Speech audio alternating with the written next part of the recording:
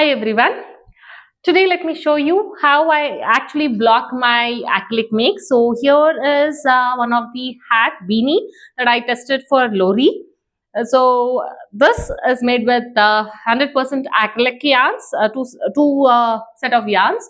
So let me show you how I block. Blocking is very essential so that it actually fits properly. Now if you see here, it has ups and downs, so I need to take this off. So I do have a handheld steamer, so I use that. Okay, and you need to keep it away from the make. Do not closely keep it. Make sure the steam falls over it so that the stitches are loosened. Okay, and they're not too tight. The whatever stitches are there are going to get loosened and uniform. Okay, do not keep too close, because the acrylic yarns, they may actually stretch out, and then it is impossible to repair it back, get back to the original version. So also, this is a steam, so please be careful when you're doing this. Do not hold your hand in front.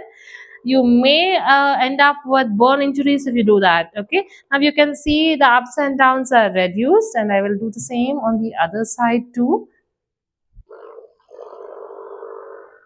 At least about 2 inches away from the yarn. I'm actually using steam. The handheld steamers are the easiest way. You can even do with a handheld iron. Again, do not hold it very close to the yarn, because the yarn is going to get burnt if you do it very close to the yarn. Make sure that it is uniform.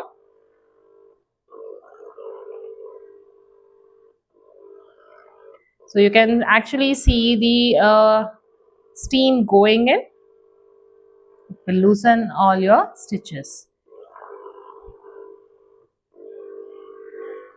And once you're done with this, wait until it dries. That's it. It's very simple. And if you're using this method for blocking your sweaters, make sure that you pin them to the stretch required, and you're done. That's it for today. Till the next video. Bye bye.